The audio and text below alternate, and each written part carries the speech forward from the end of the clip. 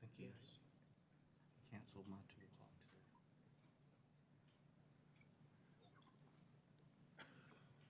today.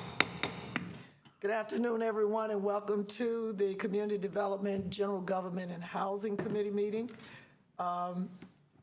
All committee members, with the exception of Councilmember Scipio, are participating in person. Under the North Carolina General Statutes, this meeting is treated as a virtual or remote meeting and is being streamed live. When there is a vote, it will be necessary to take a roll call vote. A committee member will be recognized and state their vote. Please, clerk, call the roll. Councilmember Clark. Here. Councilmember Mundy. Present. Councilmember Scipio. Present. Mayor Pro Tem Adams. Present. Today, we have 9 consent items and 3 general agenda items, unlike what Councilmember Clark had yesterday in Finance Committee. I think he had about 50 things we had to review or go over. Good job. Right now, committee and council members, are there any consent items that you would like to have pulled for further discussion or questions? Councilmember Larson. Madam Chairman, I'd like to pull number 8, please. Councilmember Scipio has asked for C1, and I am asking for C5 and C7. Could I have a motion for the balance of the consent agenda? So moved. Second. Second. It has been moved and properly seconded. Are we voting electronically, clerk? Yes. No, ma'am. We Thank have you. to do a roll call vote because it's virtual. Okay. So I'll call the roll. Very good. Thank you. She was not a member of my committee, so we didn't have to. Yes. Okay, go ahead. Councilmember Clark. Yes. Councilmember Mundy. Yes. Councilmember Scipio. Yes. Mayor Pro Tem Adams. Yes. Thank you. Would the clerk please call C1? Item C1, report on Wake Forest University data analytics project with CityLink. And this is Mr. Rao. Thank you. Good afternoon, Chairman Adams and members of the City Council. So this past fiscal year, the city, particularly through the Budget and Performance Management Department, partnered with the Wake Forest University Data Analytics Program to take a look at our CityLink data. And this is actually the second year that we have worked with them for them to provide an opportunity for their graduate students to kind of mine our CityLink data. And so they specifically looked at our call data, and the item there before you they specifically looked at call data, then alternative contact methods that we use, and then optimized schedules. What came out of that analysis was one that Mondays are typically our busiest call volume days. It usually peaks on Mondays and then declines throughout the week until Friday. In fact, we also know that at the beginning of the month is when we see also high volume because of utility bills being due at that time. What they also were able to determine was that some of the improvements that we put into place last fiscal year, in particular, shifting the in-house staff to working during the week as opposed to utilizing them over the weekends, and also to supplement our full-time staffing with temporary staffing, that we did see an improvement in our metrics over the third and fourth quarters of fiscal year 21. So we felt like that was something that was important, and that we are continuing to utilize temporary staffing, not only to supplement, but also to really provide us a pipeline for when we have turnover and we're able to quickly move people into vacant positions.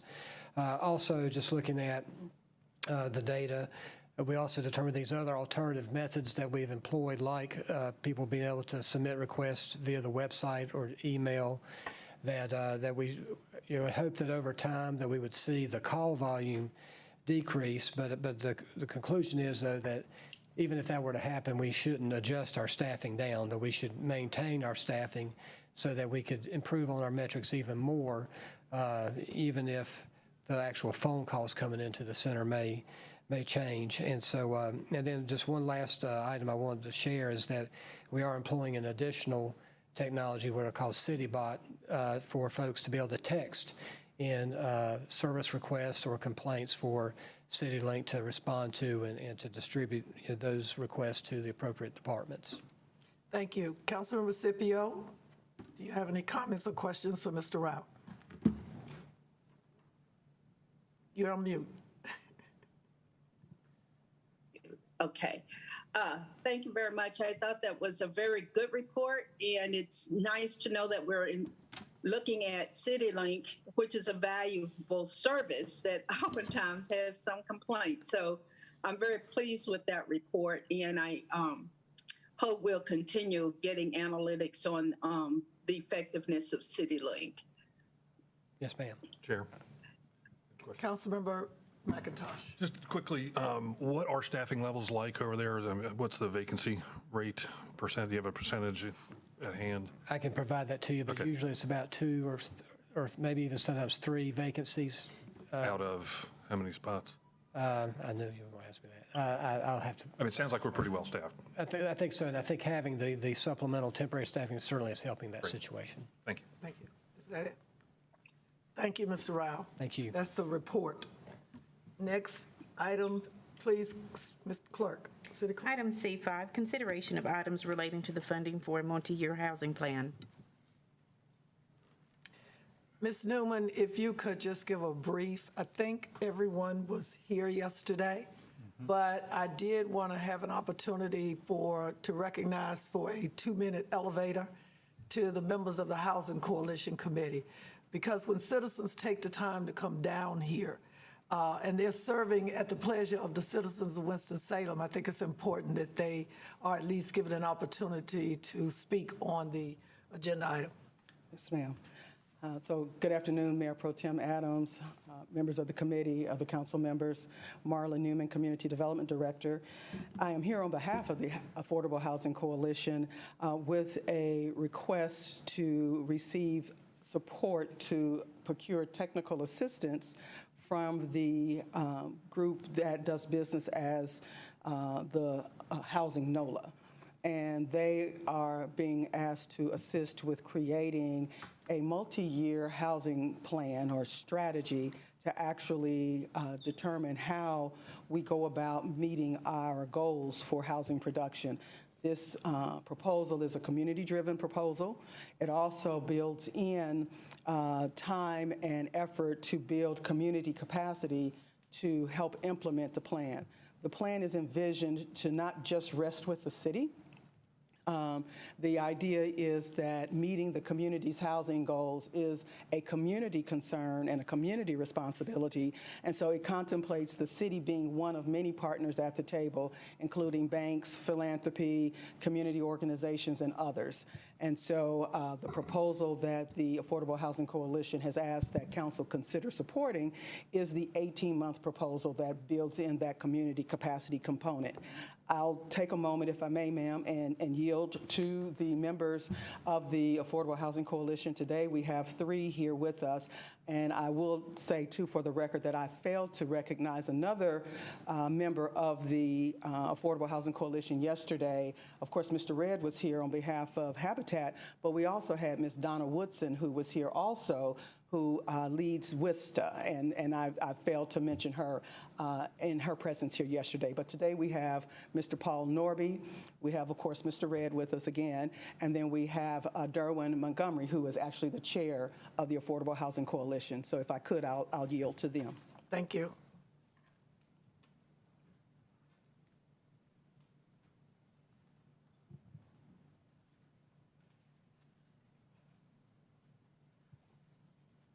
Derwin Montgomery, 2021 New Walkertown Road. Is that appropriate? Yeah, you know the drill. Go ahead.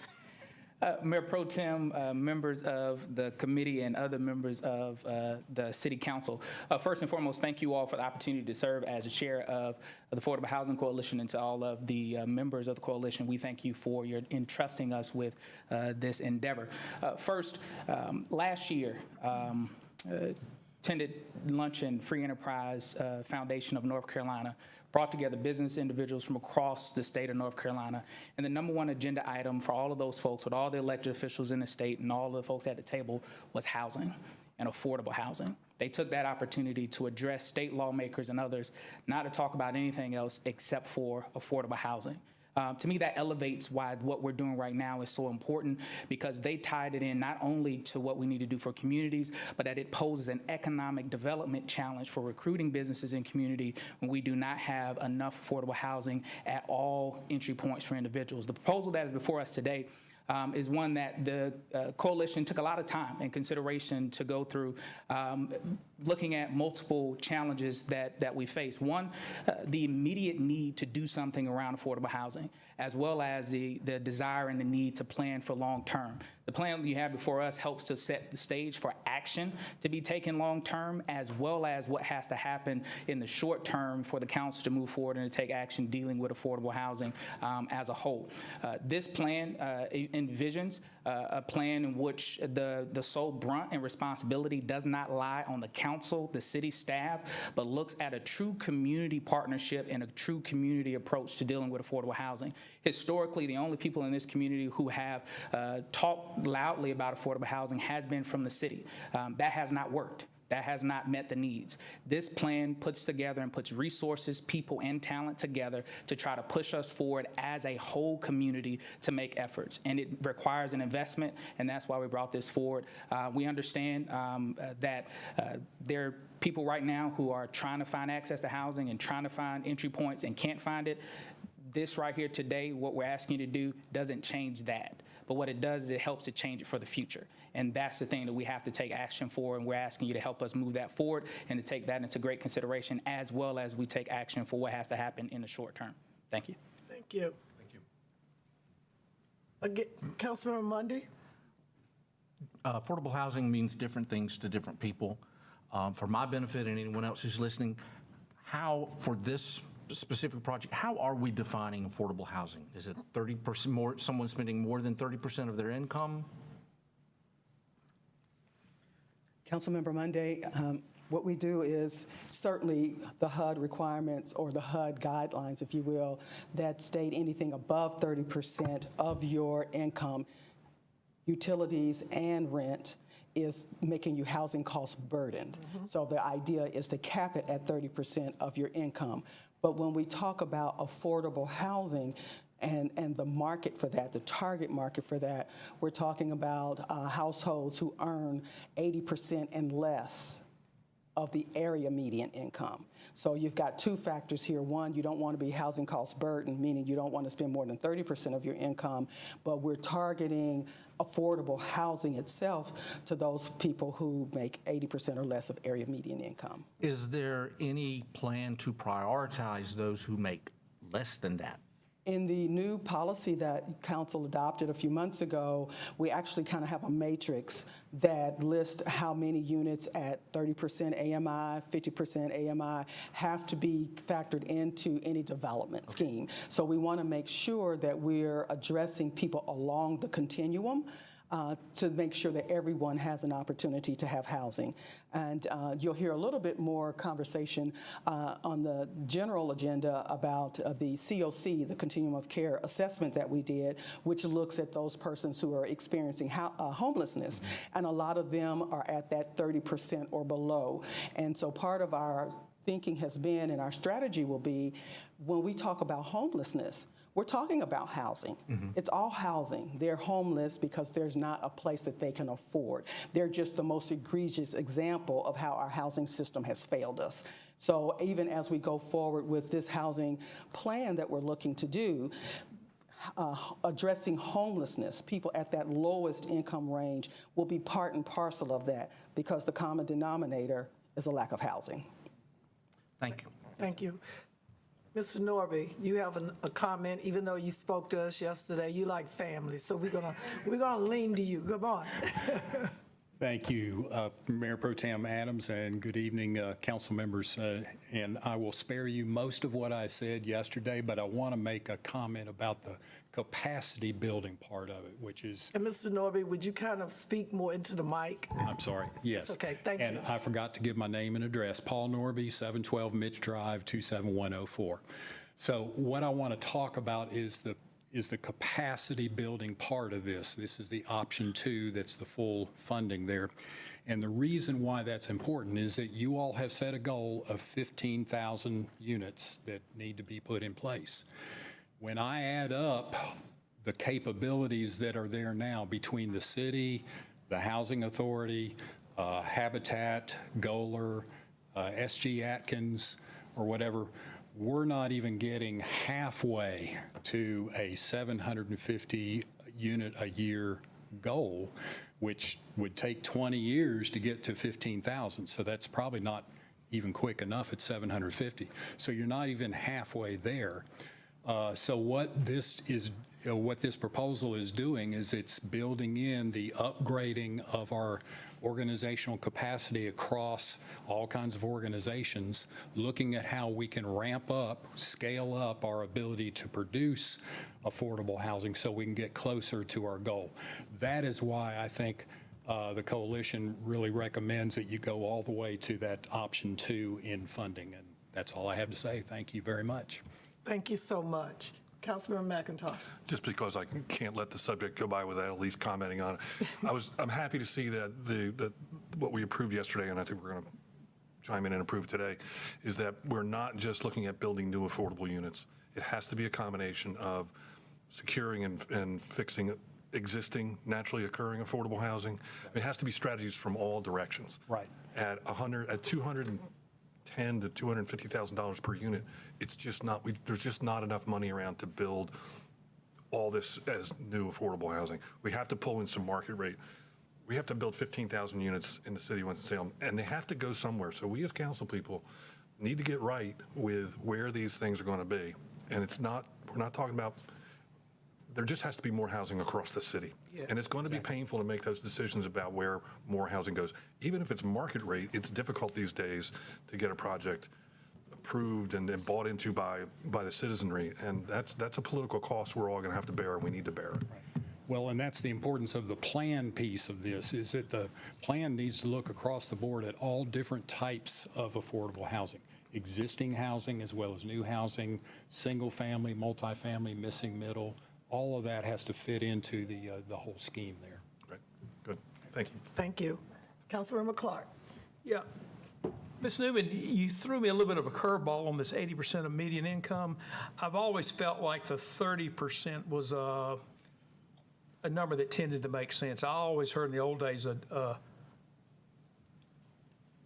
a week's pay for a month rent, which would be 25%. So, but my point is, by definition, half the people in the town will always make less than the median, because the median is the midpoint. So if you define it as 80% or less of the median, I don't think the number ever changes, because half the people in this town will always make less than half, because that's the definition of the median. And your question? My question is, you've set a goal that the number doesn't change. It may change a little bit, but half the people in this town will always make less than the median income, because that's the definition of a median income. It's what's the midpoint. So if everybody in the town double their pay tomorrow, half of them are still going to make less than the median income. So that will never change. Okay. The median income can increase. Yeah, but the equation doesn't take that into consideration. You said what you're looking at is the people that make less than the median income, and half the people will always make less than the median income, is my point. Thank you, Councilman Clark. And Ms. Newman, as we all know, thank you so much. Poverty is what it is. And even if you're working every day, 2 jobs, 2 children, husband, mama living with you, you still may be living in poverty and you making over $40,000, $50,000. It's all based on how many people are in the household by the census and HUD, and how much money and income is coming into that house. To your point, Councilmember Clark, the way the world is right now, yes, most Americans fall into the medium or below, because wages have never kept up, and we don't want to go there, but wages have never kept up with the cost of living. And when the housing market did what it did, in 08, 09? You're missing the whole point. I'm not missing the point, Councilman Clark. I know Point what is, you're if you got saying. 100 people, 50% of them make less than the median and 50% make more, and that is mathematically true to the end of time, because that's the definition of a midpoint. And if we're saying we're worried about the people that make less than the median, everybody could make billions of dollars, but there's still going to be half of them make less than average. Okay, Councilman Clark. Councilman Scipio. Yes, thank you. Ms. Newman, I had a question for you. When I was at the NBC Leo meeting in Nashville a couple of weeks ago, we had a wonderful presentation by Mr. Trey White, who was with the Metro Development. And yesterday, you mentioned that the New Orleans group had been working with Nashville. Are you aware that they were working with that particular group who were doing some phenomenal things in Nashville in terms of housing and affordable housing? The Housing NOLA Group is actually under contract with the city of Nashville, and the primary emphasis of their work in Nashville is around homelessness. So that's the work that Housing NOLA is doing in Nashville. Oh, okay. So more than likely, they're not working with the Metro Housing Development Group that I hope we'll be able to chat with in coming weeks, because they're doing some phenomenal things and financing it very creatively. Right. And that's what I hope we'll learn from. So that was my concern. With this housing study, I do hope that we will be very, very thoughtful about all kinds of possible outcomes. We can be doing the right thing in trying to build affordable housing, but in our plan, we may inadvertently produce gentrification and other negative effects on the existing African-American community. So I would hope that in this plan that we're trying to create, there'll be a lot of thinking about possible outcomes, because there were discussions when urban redevelopment came in and all the outcomes were supposed to be positive. And so what we have now in our inner city are the outcomes of those discussions. But I think we do need to move forward and do a study that has real action in it and that we're real thoughtful about long-term effects. Thank you. May I respond? Yes. So as far as Nashville, I know that the contract is with the city. I know the primary objective was to address homelessness, but I do think that as part of that contract, it is more holistic, similar to what we're talking about. But I think the homelessness was the entry point. So there may be an opportunity for those parties to interact with each other in Nashville. As it relates to the area median income, that is a benchmark that's set by HUD. And so because we are an entitlement jurisdiction and we receive HUD funding, then we abide by those guidelines that are set by the federal government. And then finally, as it relates to the number of units, while we're looking at how to address not only the need for new units and the preservation of existing units, one of the other things that we have to also keep in mind is that over time, we will be losing units that are right now affordable because they are financed with low-income housing tax credits. They have an affordability period that expires after time. And so we're looking in the next 3 to 4 years to lose probably somewhere around 3,000 to 4,000 units that are currently affordable. Now, whether the owners will keep them affordable after the mandatory period, we don't know that yet, but that is often something that we're experiencing in a lot of communities around the country, is that those properties no longer are affordable after the mandatory period. Correct. So we'll always need units. As Councilmember McIntosh mentioned, the area median income fluctuates. Sometimes it goes up, sometimes it goes down, but that is the benchmark that we're duty-bound to follow because that is what HUD has guided us with. Councilmember Mundy.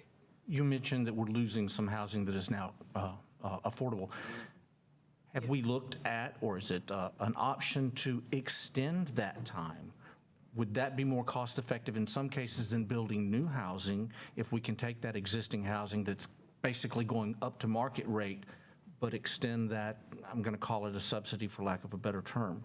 It's a matter of whether those owners, first and foremost, want to remain in the affordable arena. You know, they have that mandatory period, but after that period elapses, then they have the right if they choose. However, they can come to the city or some other source that has resources to look at how they can restructure the debt on the property so that they can extend the period of affordability and things of that nature. And certainly anyone who receives our money is going to have restricted covenants around the length of the period of time for affordability. So that could be an option that could be made available if those owners choose to stay in the affordable arena.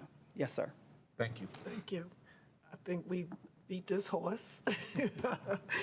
All right, may I have a motion, please, on the Madam floor Chair. to approve?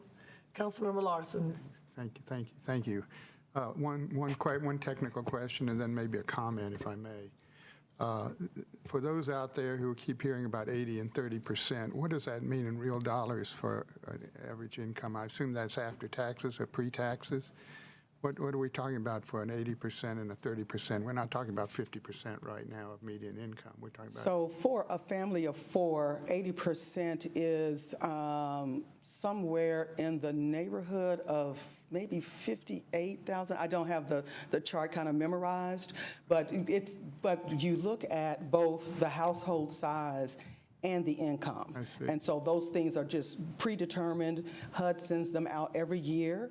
And so in different cities, you have different amounts.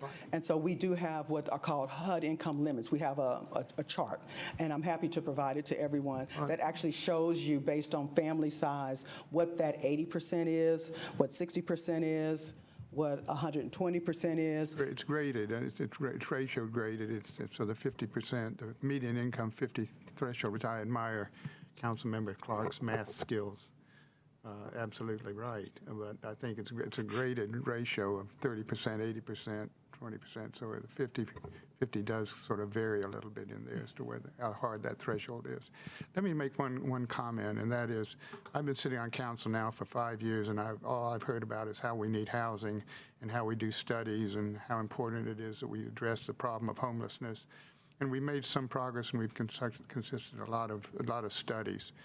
But I got to say, I'm enthusiastic about this proposal because I think for once we're going to actually see a work program that's going to be tangible, product-oriented, and brought to us with a skilled group of professional consultants who have experience to execute on task. And so I'm going to support this, but in hopes that we can begin to show the public some actual progress in this area, which we keep promising. So thank you for bringing the group to us. Thank you. Thank you, Ms. Newman. May I have a motion, please? So moved for Second. item number, Thank you. what's the item number? G5. Thank you. C5. C5. C5, I'm sorry. It has been moved and properly seconded by Councilmember Mundy and Councilmember Scipio. Are we voting electronically now? No, roll call vote. Roll call vote, City Clerk. Councilmember Clark. No. Councilmember Mundy. Yes. Councilmember Scipio. Yes. Mayor Pro Tem Adams. Yes. And the motion passes. Thank you. Next item, please. Item C7, resolution authorizing release of property from existing permanent financing for New Hope Manor. I have asked for this, Ms. Newman, just a small 2-minute, 3-minute of what's going on so the public will know that things are happening in New Hope Manor that also have to do with other things. So if you'll just please explain. Yes, ma'am. Mayor Pro Tem Adams, members of the committee, and council members. The city had worked with HAWS to provide dollars to renovate some of the properties that were formerly known as New Hope Manor. During the course of time, some of the properties became too deteriorated to save and were demolished. Others, part of them were rehabilitated. In the meantime, we received the award for Choice Neighborhoods, and as it turns out, this property is adjacent to land that will become part of the new Ashley Elementary School. There are 2 tracks involved in this transaction, one of which would actually be sold to the Winston-Salem Forsyth County School District for the new Ashley School, and the other will remain with Hawes because it actually has housing on it.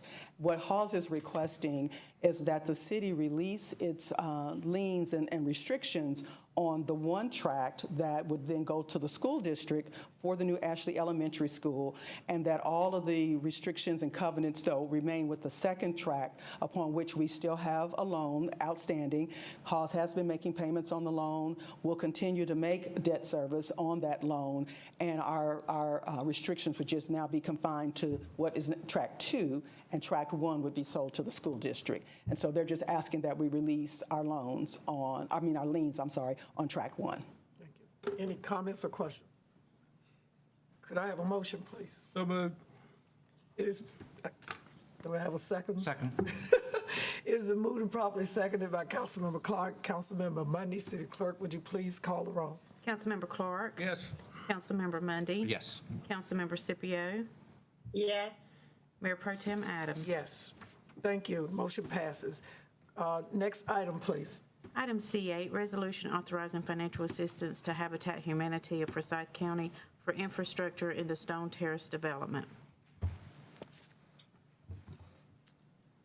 Good afternoon, Mayor Pro Tem Adams, members of the committee and council. Councilmember Larson, did you have a specific question on this one? No, I wanted this pulled for a couple of reasons. One is Habitat for Humanity is an agency that works, and I think it's important that we acknowledge that publicly. In this case, particularly, it perceives to be road and street improvements, which are a benefit, of course, to us, that allow us to get our garbage trucks and fire trucks into the development. But maybe you could explain a little bit of what this $400,000 is going to.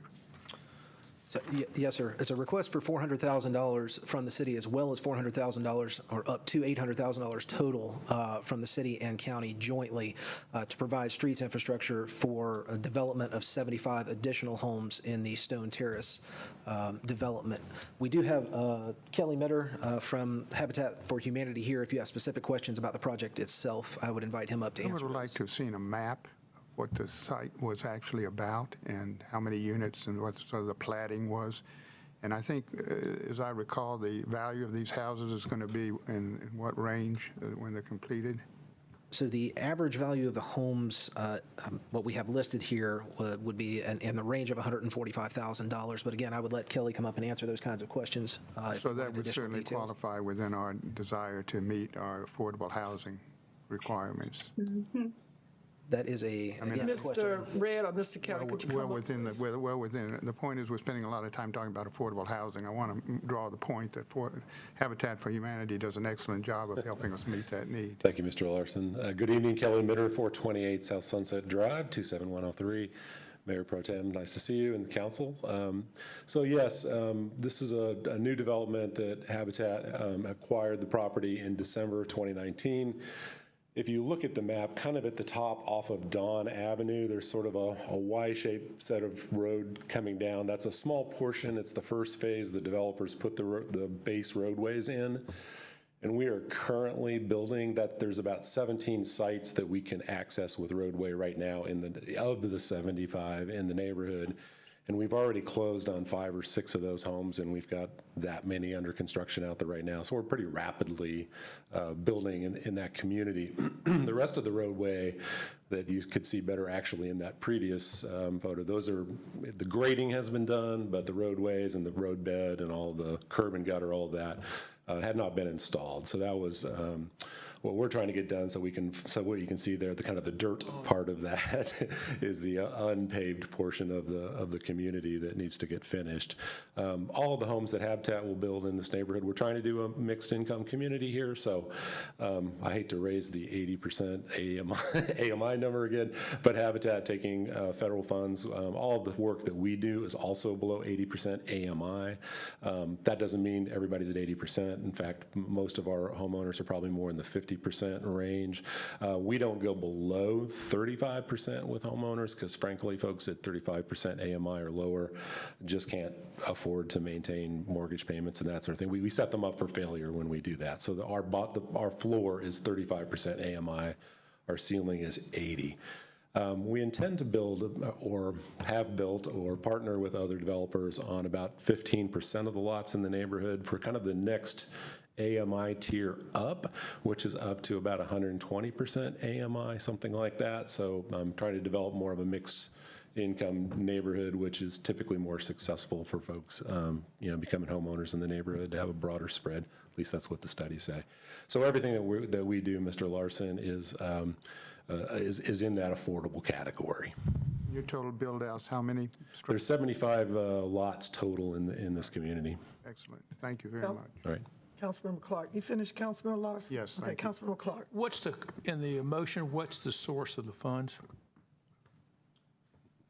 In the resolution, the way that it's currently written, it would be a commitment of the local ARPA money that came over to general fund balance. But as we discussed at Finance Committee yesterday, there is a possibility for the county to request an addition or a different funding source. But the county board would have to make that recommendation, and then it would have to come back to City Council for approval. Thank you. Yes, sir. Thank you, Mr. Miller. Thank you, Mr. Tesh. Mr. Councilmember McIntosh. So in the metric that I use for what I think is a healthy contribution from the city to a project is $25,000 a unit. That seems to be a number that a lot of people are in agreement with. This is about $5,300 per unit. This is a good investment on our part. So I highly support this. Thank you. Thank you. Thank you so much. Could I have a motion, please, Move approval. on which item? Second. C8, excuse me. Thank you. It has been moved and properly seconded by Councilmember Clark. Councilmember Scipio, would the city clerk please call the roll? Councilmember Clark. Yes. Councilmember Mundy. Aye. Councilmember Scipio. Yes. Mayor Pro Tem Adams. Yes.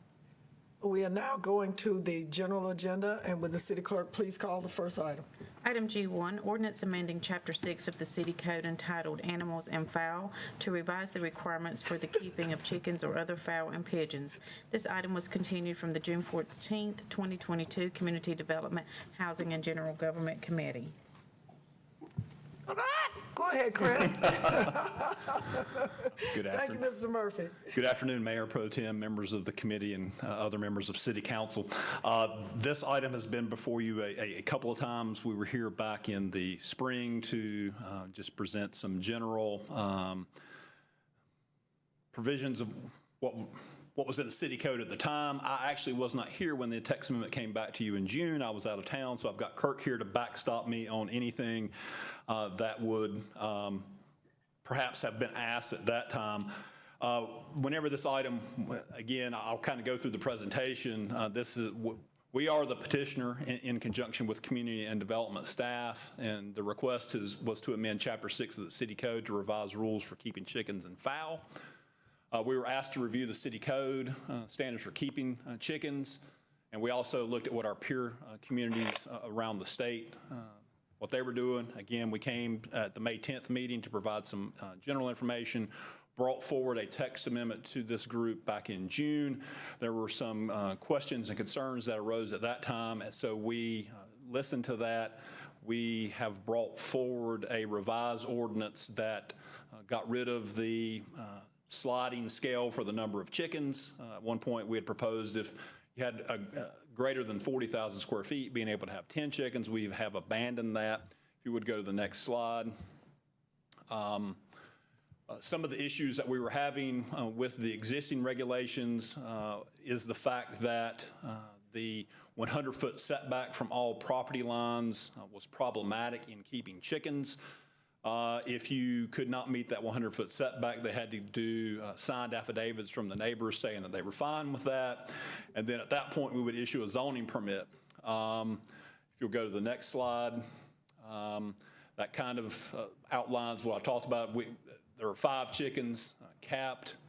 A zoning permit is required if you want to do chickens and if you can't meet that 25-foot setback.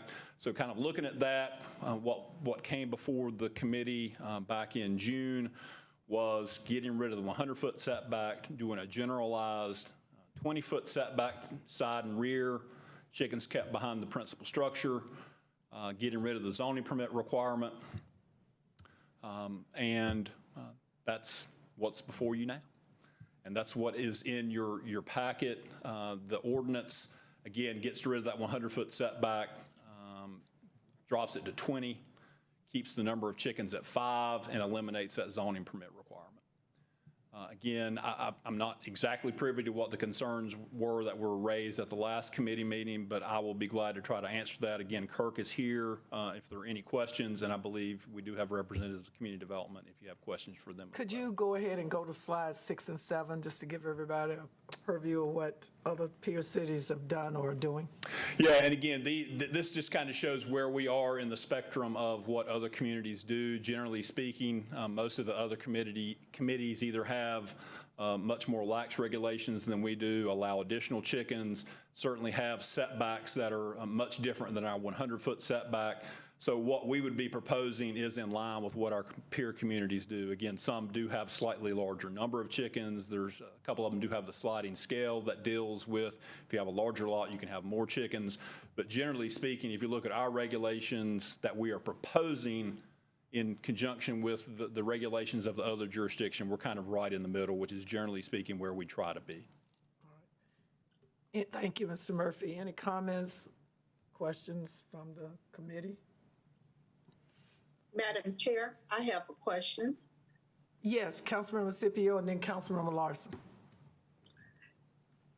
Mr. Murphy, everything starts because of something. Is there a reason why we're visiting this particular ordinance around chickens that we may not know about? Have there been like lots of complaints? I do know it's hard to, for community development to continue to regulate the looseness of the chickens that are running around. But what has led to this particular revision? Well, Councilmember Scipio, we have had several requests over the last couple of years for us to revisit this. Again, keeping in mind our staff are the ones that have to issue the zoning permit, and a lot of people have questions as to why they have to get permission from their neighbors if they can't meet the setback that's specified in the city code, and what's the relief if they can't get their neighbors to sign on to that, and there is no relief. In discussing that amongst staff, and some council members had reached out, I guess because they had heard from some of their constituents, they asked the city attorney what would it take to change this, so that came to our staff, and we did the research and looked at what other committees did. We did the initial city code amendment back in the mid-2010s because at that point, in order to have chickens, you had to get a special use permit from the Board of Adjustment. So it was a tandem effort. We had to change the city code, but we also had to change the UDO. Since we had the background in some of the history behind this, the city attorney and the city manager's office asked our staff to bring this forward because it's going to change the city code. It's going to take away our requirement to do a zoning permit. The general day-to-day enforcement of keeping chickens and violations of how those chickens are kept, if they're running around loose, that is handled by community development. I certainly can't speak to their complications in enforcing the existing regulations. But just like any provision of the code, whether it be in the city code or the UDO, there are always things that have to be enforced. I think Marla would be probably a better person to speak to difficulties with regulating the code, but that's how it came about. Okay. And to our knowledge, how many people have actually requested permits to have chickens? Well, there's one sitting right in front of me. I don't have that information readily available, but I can say, we certainly issue multiple permits a year. I would say, again, if I had to hazard a guess, I would say we probably issue 10 to 15 permits a year for keeping chickens. It was probably more prevalent in the mid-2010s. I think folks are still interested in keeping chicken, are still interested in the local foods movement, but obviously whenever regulations come about, you have an influx of folks who are interested, and then you have folks that kind of trickle in over time. But I would say it's somewhat widespread throughout the city, but again, I don't have a hard and fast number. Again, some people may get permits, have chickens for a while, get rid of them. There's really no way to determine that exact number without going back and doing some additional research. Thank you. Thank you, Mr. Murphy. Any other comments? What is the, Councilmember Larson? Yes, thank you, Madam Chair. I was pleased to see the 5 chicken limit retained. I'm also satisfied with the setback requirements. I think they're probably reasonable. If there's one area that I'm concerned about is compliance and the issue of initial review of, I mean, the ordinance is very clear about materials and size of pins and variety of details of any installation that is to occur. But what I don't see is who reviews that on the front end before it just starts being built up, and how that is going to occur over time as far as any kind of compliance issues go.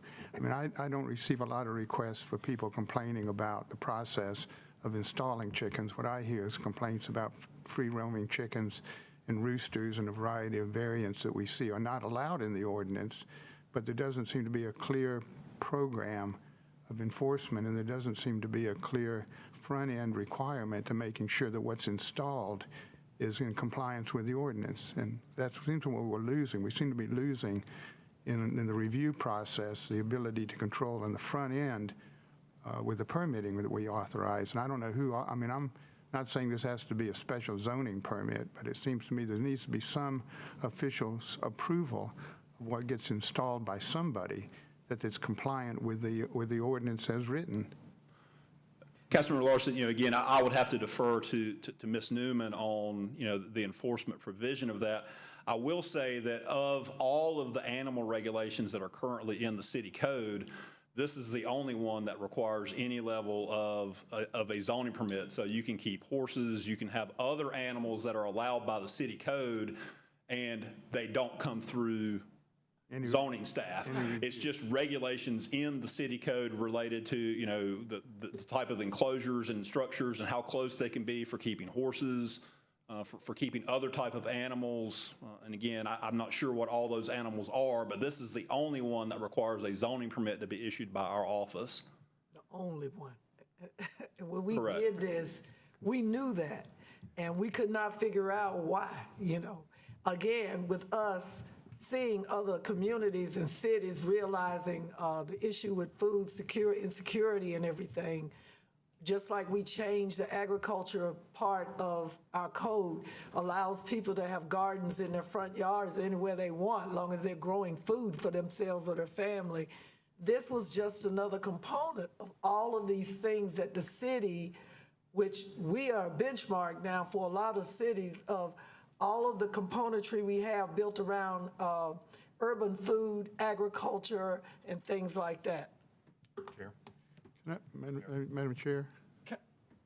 Yes. Could I ask Marla to explain what the enforcement program will be on these chickens? Councilmember Larson, I'm gonna just put this to you guys just like this. We got through Councilmember Clark's agenda yesterday, and it was extremely long. But I have allowed us to talk about some things that we talked about yesterday, but I wanted everybody to be clear. Ms. Newman, give it to us in the 1-2, and then I got to move on to the next episode. Go ahead. Yes, ma'am. Councilmember Larson, at this moment, we don't have an enforcement program. We are not trained and equipped to measure setbacks and the various other materials and so forth. Our primary work is around minimum housing code and some of the environmental issues that we contend with around high grass and weeds and dumping and things of that nature. So we'll have to figure something out, but at this moment, we don't have anything. It's free range, in other words, right now. No. Yes, sir. All right. Councilmember McIntosh, So- and then Councilmember Clark. To the question of enforcement, there are many things that are on our books that we don't go out and look for and enforce. Housing code violations typically are brought to us by folks in the community. Zoning violation, many of the things that we go out and deal with after they've been reported are not turned in by city staff. We don't send city staff around the city specifically looking for lots of things. Now, if we want to staff up to that point, that's a whole nother deal. I see the city attorney with her finger up over there is one that. I was just going to agree. I'm sorry, Madam Chair. Go ahead, City Attorney. Okay. Most enforcement occurs based upon a complaint being lodged, so it's complaint-driven. Particularly, I guess, since COVID, but even before COVID, a lot of the code provisions were complaint-driven in terms of enforcement. So I don't see this as being any different. Madam Chair, I just want to know who to send the complaints to. City Attorney pointed to Marla. Okay, Councilmember just McIntosh wanted and a very quick- Councilmember Burke, I got 3 minutes. One other thing I want to compliment the council on is we go back and look at stuff to see if it's still working or not. And we do try to benchmark ourselves to other cities in the state, and we try to keep current. Yeah. And this is us coming up to speed with what is being done elsewhere, apparently with very little problem. Yeah. And I would just say, going back to when Mr. Brooks was here, and even before then, that provision, chickens running at large, so to speak, was enforced by community development or housing, whatever it was called back then. I'm not making a decision in terms of who enforces it, but historically, that's where Correct. it has rested. Correct. Quickly, 3 statements. I'm glad that we're retaining the 5 chicken limit. I'm concerned about about removing the zoning permit. I'm also concerned about code enforcement issues. As we know, many of them are reported, but in my ward, we have more than issues that are reported and not enough code enforcement officers to address the needs. I don't want to oversaturate them with more issues until we can get a handle on the issues that already exist in the Northeast Ward. And I think adding the no zoning permit will increase the issues that code enforcement officers are asked to deal with. And yes, I have received calls about chickens running down the road. Thank you. May I have a motion on this? Move approval. Can I get a second? Second? It has been moved and properly seconded by Councilmember Clark. Councilmember Scipio. City Clerk, would you please call the roll? Councilmember Clark, Yes. Councilmember Mundy, Aye. Councilmember Scipio, Yes. Mayor Pro Tem Adams. Yes, thank you very much. City Attorney, City Clerk, I was wondering if we could move G3 to next month's committee meeting so we can at least get G2 at least done so the council, because it is a report, we need to hear about it. Thank you very much. Do we need a motion for that, or just can we hold it in committee to We can next just month? hold it in committee. Thank you very much. City Clerk, please call the next item. Item G2, presentation of preliminary findings and recommendations from an operational and programmatic assessment of the Winston-Salem Forsyth County Continuum of Care. Ms. Newman, you own the stage today. Yes, ma'am. Mayor Pro Tem Adams, members of the committee, and members of council, Marla Newman, Community Development Director. So this is a updated report on an assessment we did of the Winston-Salem Forsyth County Continuum of Care. So we have a collaborative relationship with Forsyth County to address issues concerning homelessness in our community. Based on some of the data that we as staff had been seeing over the years, even before COVID, we had some concerns about the effectiveness of the service delivery model that was in place here. And so we issued a request for proposals to find an independent third party to come in and assess the environment here and tell us what's working well, where the opportunities are for us to make improvements. And so what we have today, and I have with us Matthew Weber with Homebase, which is the organization that actually performed the assessment. And he will kind of walk through some of the highlights of what they found in the assessment and some of the preliminary recommendations that they are making to the city and the continuum of care. And then after Matt makes his presentation, I'm happy to answer any additional questions that he may not be able to answer for you. And Thank he you. will go through the presentation. Thank you. Matt Weber, who I think for some of you might be familiar from our engagement with For Everyone Home. So he has changed hats since 2 years ago, I guess it's been now. That's true. That's right. Mr. Weber, would you please give your name and address, please? Sure.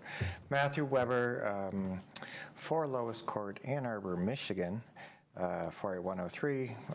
I am here from Home Base, which is a national nonprofit organization.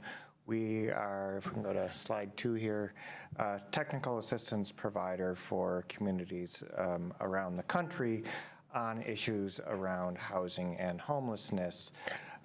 We are engaged in that capacity to do this assessment of the continuum of care here in Winston-Salem on slide 4.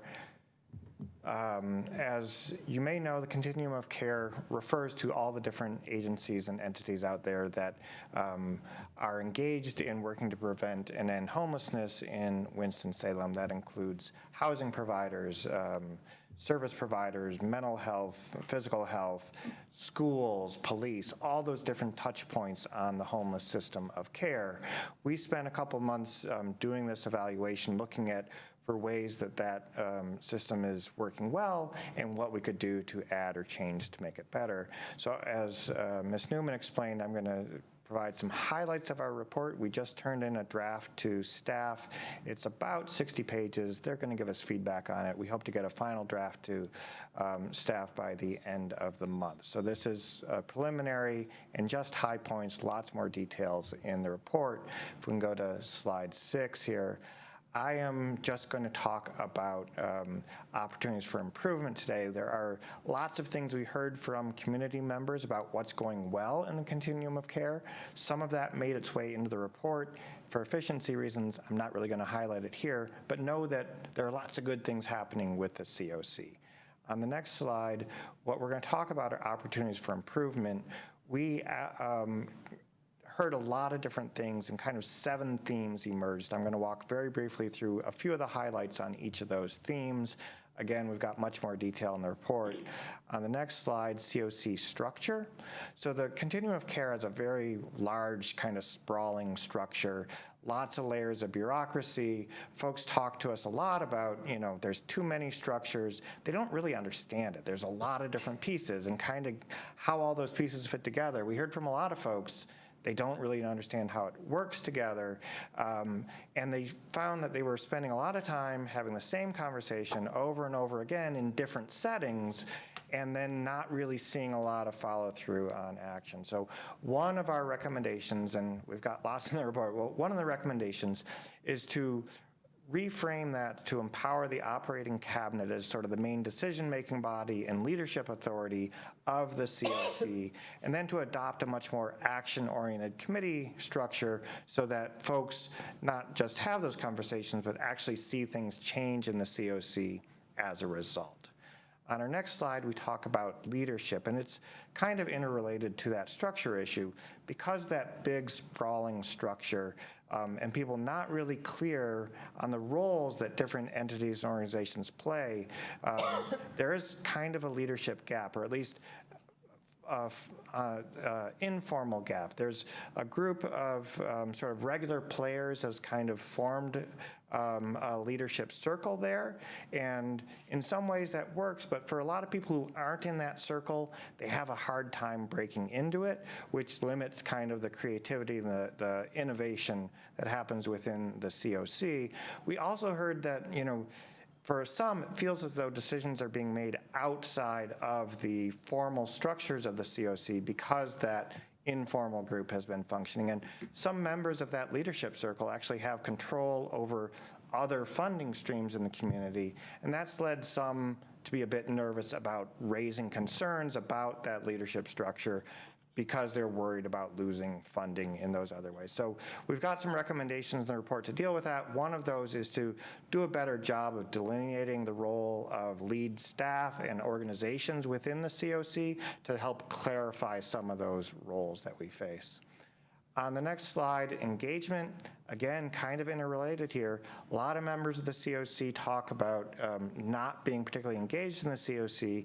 They've reported that they've tried, didn't find entry, didn't feel welcome in those communities. We heard this a lot from frontline staff, which is kind of a shame that they don't feel like they have a voice in the COC because they're the folks with the on-the-ground experience of how well the system is working. We also heard that from people with lived experience of homelessness, that they're having a hard time being heard there. And really for that community, we need to do a much better job of support. But one of our recommendations, again, going to this issue of people not really understanding how the system works, is to develop a much much more robust kind of onboarding process and continue that throughout for everybody, because there really was a lot of confusion about how does this system work, how can we make it work better. On the next slide, coordinated entry. That refers to the process in which people come into the homeless system of care, get assessed to figure out what their needs are, and then get matched with resources in the community to meet those needs. And on coordinated entry, we call that here in Winston-Salem the Community Intake Center. We had a lot of concerns there with, one of the issues is that people who are coming into the system end up getting assessed over and over again, sometimes within just a few days of each other. That's traumatic for the people who are experiencing homelessness, having to kind of repeat their life stories over and over again. Sometimes the assessments come out very differently, even though they're being conducted within a few days of each other, which is a sign that, we need to do better training, have better standards for understanding that assessment process. So there were a lot of issues there. Our big recommendation on that one is really bringing in a third party to do a very detailed assessment of that community or that coordinated entry process itself, to do some larger scale revisions there.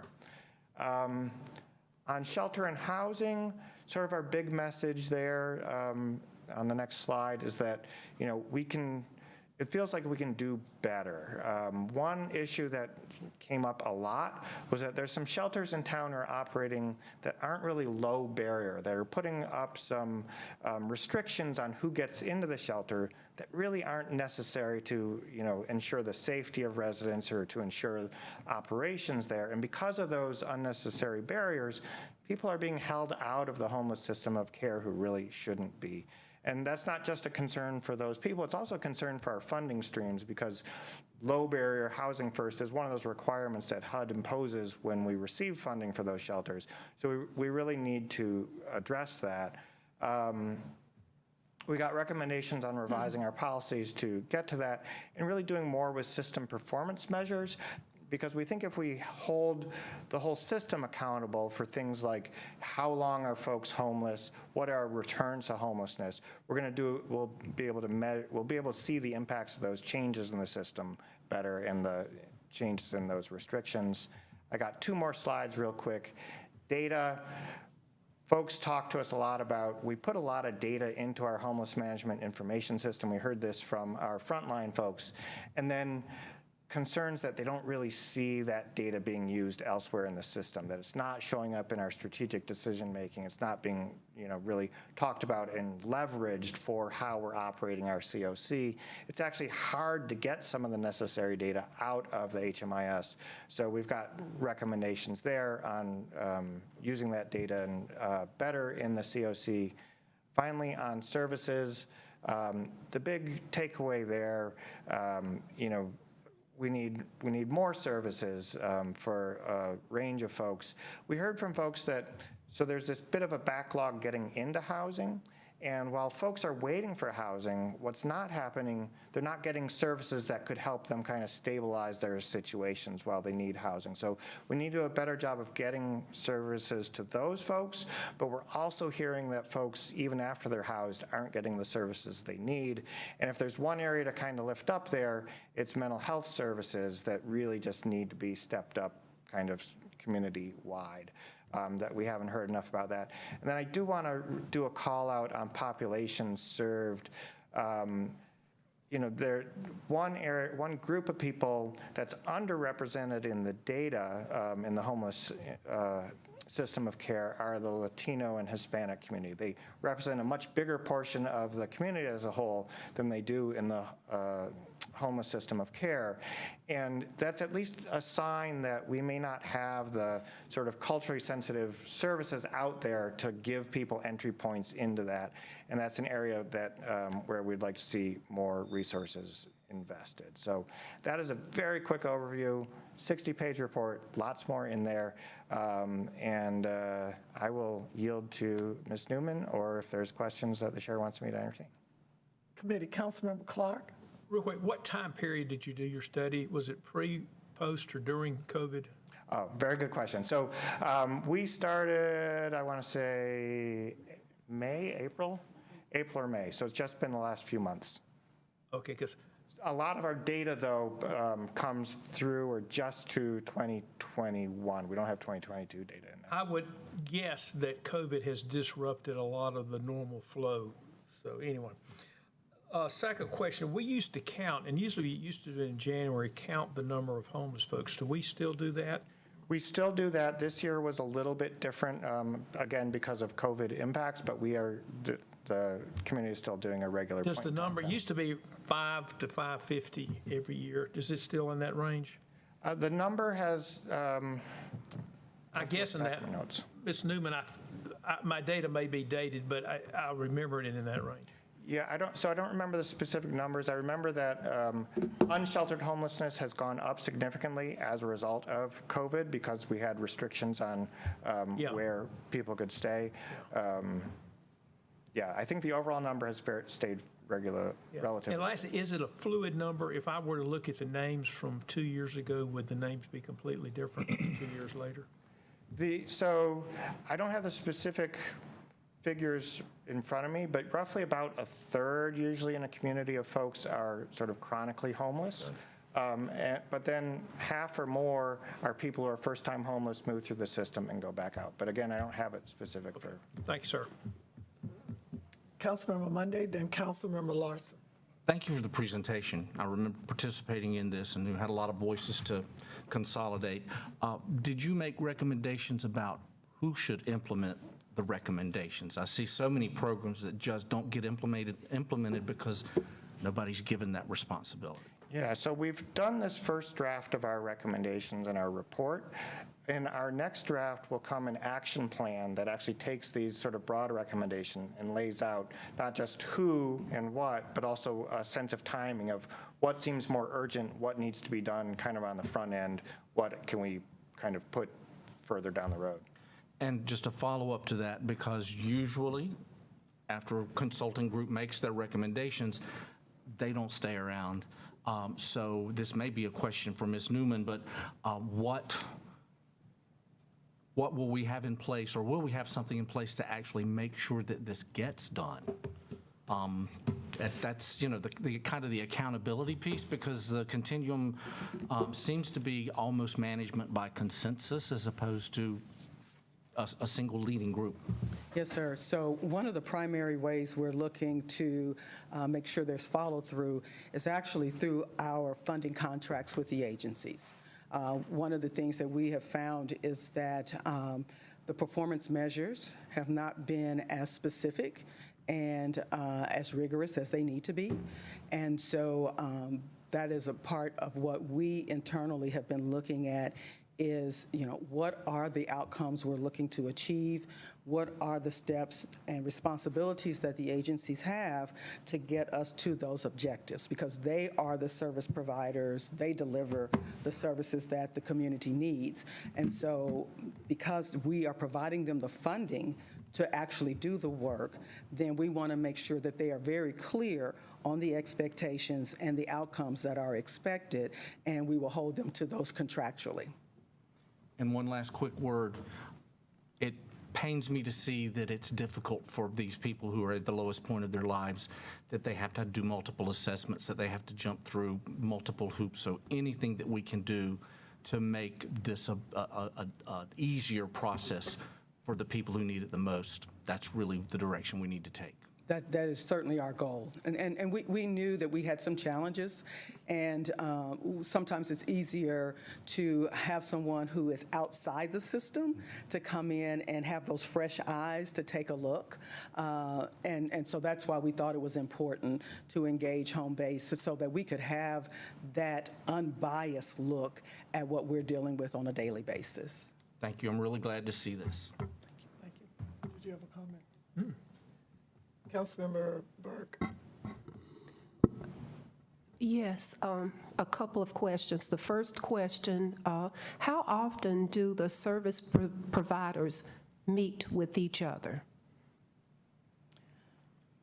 That varies. They have the cabinet meetings, and they have a variety of meetings and then subgroups. So the only thing that's a real regular meeting is the Commission on Ending Homelessness, and then they have the operating cabinet meeting. So they have monthly and quarterly meetings. Suggestion. I think it would be great if we could have some kind of systems process in place that outlines the steps that each organization is responsible for from beginning to end. We know what we want the end result to be, and the beginning is when we first encounter the individuals in need. And something in writing that clearly outlines the process for each organization and dates that the organizations actually meet and collaborate. Absolutely. And part of that is what is the thing called the coordinated entry system. And so that's one of the things that's been highlighted that we actually need to go back and revisit is how the coordinated entry system works. In many communities, you have a coordinated intake center. We have that on paper, but we don't have a physical coordinated intake center. You know, how do we get to that point if we can? You know, so those are some of the structural things that we know we need to address and that are best practices in other places. So we are really looking at how do we take our COC to the next level. Thank you, Councilmember Burke. One of the things that I shared with Ms. Newman and probably even before that with the city manager, Mr. Rao, and others, is my concern about the COC and lack of our responsibility or accountability to whether they're doing their job or, you know, doing what we think they're doing. And I don't think it was more of, it wasn't a witch hunt. That wasn't my intention, and everybody knows that. My intention, as Councilmember Mundy said, is to make sure that just like with any citizen, whatever we promise to deliver in goods and services, that we are actually doing it and not just talking about it. But when you start to get messages and people talking to you about the people in the system, because it's a system, that there is something wrong, Ms. Adams. And this goes back to 2010 for me. And when I did my homework, Councilmember Clark, as you know, to find out who the continued care staff sat me down, Richie, Derrick, everybody, I said, I think we need to look at this closer because it's going to get, the need is going to be more as the decade goes by. And it did. COVID flipped the switch. I'm sure most of us got calls about encampments and homelessness and how were they going to be treated with the virus and where they were going to stay. And we're the pass-through for all the government money. But we're the ones held accountable for the delivered goods and services. So we can't blame all these other agencies of the quality of the work or if the work is getting done the way the government expects it to. If we have no process or anyone is, as Mr. Weber and Ms. Newman are saying, that is actually monitoring the system. And I'm not talking about you, Mr. Tisch, that's a different auditing system. But somebody has got to be watching all of the agencies that are pulling down millions. And not one of us on this council, basically, if we go to one of these shelters, we're not like there to audit or to see, talk to people. We're there to volunteer, and we keep it moving. So I'm looking to Mr. Weber and Ms. Newman and this council to give feedback when you get this report. This report was done so that we could be better at what we do for the people that we talk about that need housing, people that are homeless. This gives us an opportunity to rewind the tape and to reboot. COVID has taught all of us that. So I thank you, Mr. Weber. I thank you, Marla. I thank this council and committee. I thank you, Ms. Tony, Director, Assistant Manager of Community Development. I look forward to the 50, 60-page report, and I hope that my council members will read it and those parts that you don't understand please reach out to Mr. Weber. That's why he's got his number and email in here. That doesn't mean call Ms. Newman and Ms. Tony. That means call him, and he can help you understand this even better. Councilmember Larson. Yes, thank you. HMIS, PSH, RRH, SPGAT, and COEH. Could we get a inventory of what all those abbreviations actually mean? Absolutely. It would help me understand. I'm not the smartest tool in the box, but here, it would make the report a little clearer for me to Absolutely. understand what the confusion is. Yes. And one more thing, Ms. Newman, could you, or Mr. Rao, or whoever, whichever staff member, could you also include when you give us that, get the 60-page, 50 to 60-page report to us, all of the agencies again? I mean, I know they're in the budget book, but a one-pager or whatever, or two-pager, that tells us all the agencies that are getting the money, particularly for this year, 22, 23, and where that money comes from. Federal government, community development, HUD, state, whatever, okay? Yes, would you also like to see what they're under contract to provide in Correct. return for that money? Correct. Okay. Thank you. Any other questions or comments? Thank you very much. Thank you. We're gonna, again, hold G3 for next month's committee meeting to ensure that it gets the allotted time to explain to council with the ever-changing climate and environment. I think these reports are just as important as the money reports. Thank you so much. This meeting is adjourned. Public Works will start at 6 o'clock.